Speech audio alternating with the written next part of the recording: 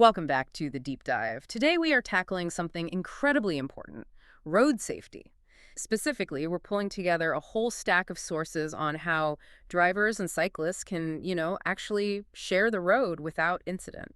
That's right. Our mission today is to really get into the nitty-gritty of it. We want to pull out the most critical life-saving information for anyone who drives or bikes.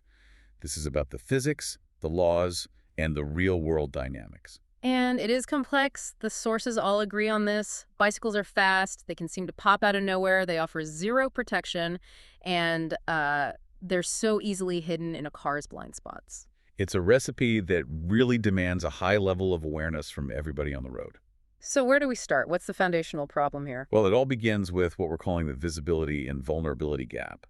The unique dangers that come with bicycles really stem from, their basic physical reality compared to a car or a truck. I mean, okay, they're smaller, I get that, but what does that translate to in a real driving situation?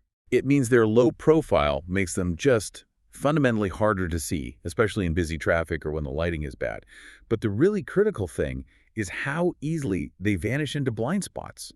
For almost any vehicle, an SUV, a van, a truck, a cyclist, can be right there 1 second and then completely gone behind a pillar the next. And that's exactly when a driver decides to change lanes or make a turn. And I imagine once the sun goes down, that visibility gap just becomes a chasm. Oh, absolutely. Our research is so clear on this. Even with streetlights, a cyclist at night without proper lighting, and that means a white light on the front and a red light or reflector on the back, is, for all intents and purposes, invisible. And that's a legal requirement, right? It is, but it's also just existential for the rider. You can't rely on the city to light your way. Okay, so that's visibility. Let's talk about vulnerability. The sources use pretty stark language talking about minimal physical protection. Are we really talking about the difference between a dented fender for a driver and a life-changing injury for a cyclist? We absolutely are. That's the core of it. We forget that drivers are inside a metal cage. Cyclists have nothing. So even a tiny low-speed bump, we're talking 5, maybe 10 miles an hour, can cause serious traumatic injury. Right, there's no crumple zone, no airbag. Exactly. Just the impact and the human body. That fact alone should change how everyone approaches sharing the road. Okay, that sets the stage. Now let's get into the mechanics of it. The path-related risks that drivers might not even be thinking about. Right. So first, think about the road surface itself. A bike's tires are so narrow, they're super vulnerable to getting caught in things. Like what? Gaps in bridges, expansion joints, or even just a small difference in the height of the pavement. And of course, railroad tracks and sewer grates are notorious for causing instant crashes. So a cyclist is constantly navigating this minefield of little traps that a car wouldn't even notice. Precisely. And that leads to instability. One source pointed out that cyclists are more likely to be sideswiped because they don't have a stable longitudinal path at slower speeds. In other words, they wobble a bit more. Exactly. They wobble. They need a wider, safer space when you pass them. It's just physics. And there was a term in the research that really stood out to me, toppling. What is that? Toppling is, it's a sudden and really violent loss of control. It's what happens when the front wheel of the bike stops dead work. I mean, instantly. How would that happen? By hitting a big pothole, getting the wheel stuck in a grate, or even just slamming on the front brake in an emergency, the bike stops. But the rider's momentum carries them up and over the handlebars. Oh, wow. So if a driver slams on their brakes, the car just stops. But for a cyclist, that same action could throw them directly into the lane of traffic. That's the critical difference. So when you see a cyclist swerve, they're not just being erratic. They might be dodging something that could make them topple. Understanding that changes everything. Okay, so if vulnerability is the core problem, we have to know the geography of that risk. Where do these things happen most often? The data is overwhelming on this. One place stands out above all others: the intersection. That's where cyclists face the greatest danger because you have traffic coming from multiple directions, you have turns, you have drivers whose attention is split. And this is where we get those two famous collision types, the hooks. Correct. Let's start with the right hook. This is when a car is driving next to a cyclist and then the car makes a right turn, cutting right across the cyclist's path. And the driver didn't see them. The driver was looking for other cars. They check their mirror, see no car, and they turn. They don't register the cyclist who's moving straight ahead, right in that space. They're filtering for car-sized threats. Perfectly put.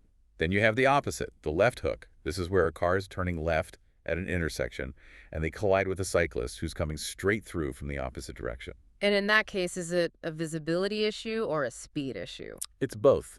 The driver either doesn't see the cyclist's smaller profile at all, or they completely misjudge how fast they're moving until it's way too late. Okay, let's move away from moving traffic for a second. There's another huge urban hazard, the dooring threat. Yes. Devastatingly common. It's exactly what it sounds like. A driver or a passenger in a parked car opens their door right into the path of an oncoming cyclist. Which can cause a horrible crash, maybe even push them into the next lane of traffic. Exactly. And the prevention is just so simple. Just look. Look before you open, check your mirror, then physically turn and look over your shoulder. Always check for cyclists. The sources also mention a kind of paradox with speed. Right. So everyone knows that because cyclists are slower, they're at a higher risk of getting rear-ended by a faster car. That's obvious. Okay. But here's the other side of it. A bicycle has a much higher center of gravity and tiny little tire contact patches compared to a car. That means its braking distance is actually pretty terrible. So they can't stop on a dime? Not at all. So cyclists actually run the risk of rear-ending a car or a pedestrian if traffic stops suddenly. It's a two-way street. That's a really important insight. We also saw some other dangerous behaviors mentioned. Yes, things that cyclists do that increase risk. Riding abreast, side by side, could be a big one. It frustrates drivers and blocks traffic.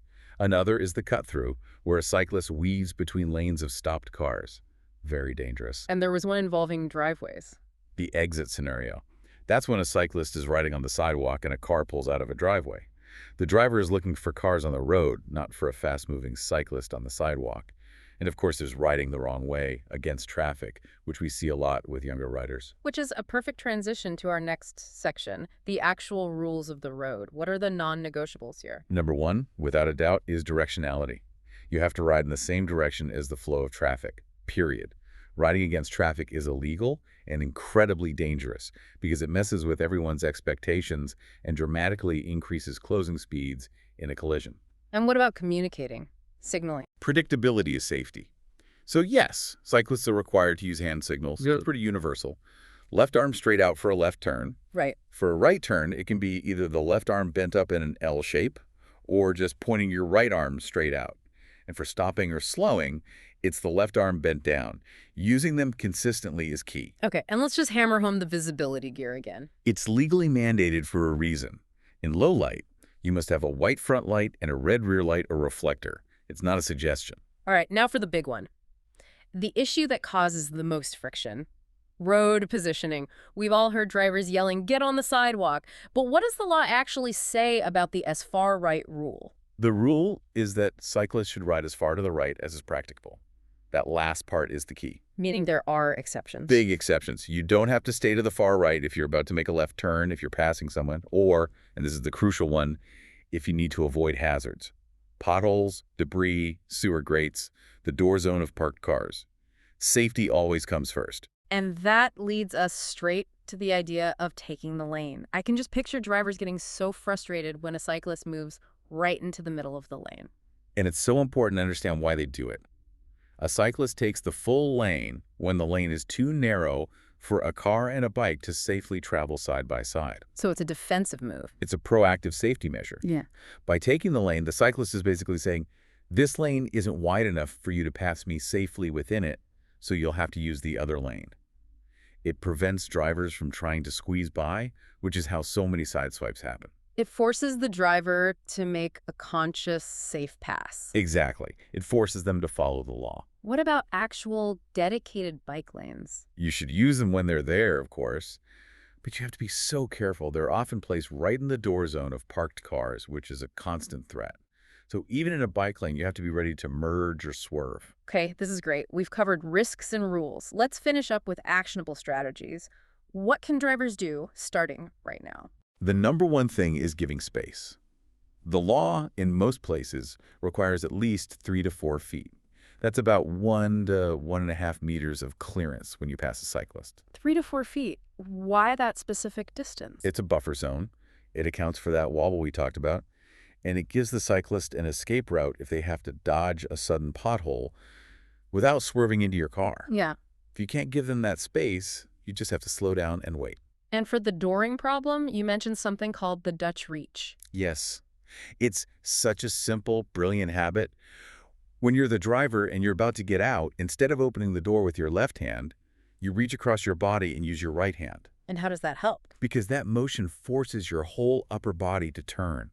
As you reach, you automatically pivot and look over your shoulder and in your side mirror. So it builds the safety check right into the physical act of opening the door. Exactly. It makes it reflexive, not something you have to remember to do. That's fantastic. And at intersections. Just extra vigilance. Always. Always check your blind spots before a turn. And if you're turning right on red, look twice. Make sure a cyclist isn't coming up from behind you faster than you think. Assume they're there until you prove they're not. All right, let's flip it. What are the key strategies for cyclists? Maximize your visibility 24/7. Bright clothing, neon yellows, greens, oranges, great. Reflective gear, obviously. But the single biggest thing the sources mention is using flashing lights during the day. Flashing lights in broad daylight. Does that really make a difference? A huge difference. Studies show that a flashing light dramatically increases how quickly a driver's brain detects you and separates you from all the visual background noise. It works for the same reason motorcycles keep their headlights on. And navigating that dreaded door zone. You have to ride proactively. Stay at least a full door's width away from parked cars. That's your 3 to 4 feet again. And you have to scan constantly. Look for brake lights on parked cars. Look for movement inside. Those are your clues that a door is about to open. And the overall mindset for a cyclist. Defensive riding. You have to assume drivers don't see you, even when you make eye contact. So you have to be predictable. Ride in a straight, steady line. Don't make sudden moves. And at intersections, slow down and try to get that confirmed eye contact before you proceed. This has been incredibly useful. I think our deep dive really boils down to a few key things. Mutual awareness, everyone following these specific laws that apply to them, and above all, respecting that 3 to 4 foot bubble of space. That's it, exactly. It's about changing a few key habits. And maybe, for a final provocative thought, we should think bigger. We've talked about managing conflict on the roads we have. But we should also ask, do bike lanes actually reduce traffic? That feels counterintuitive. I mean, you're usually taking away a lane from cars to build one. It does. But the research points to something called mode shift. When you build safe, well-designed bike lanes, more people feel comfortable choosing their bike instead of their car, especially for shorter trips. So you're taking cars off the road entirely. You are. It allows for space reallocation. By making cycling a truly viable and safe option, you can actually reduce the total number of vehicles, which can lead to less congestion and smoother traffic for everyone. So improving safety for the most vulnerable person on the road can end up benefiting the person in the biggest vehicle. It's a fascinating connection, right? It shows that safety infrastructure isn't just about managing conflict. It's about changing behavior. So we'd encourage you to look at the infrastructure in your own town. Is it really helping everyone coexist safely, or is it just a bit of paint on the asphalt? That awareness is the first step. Please like, subscribe, and get notified.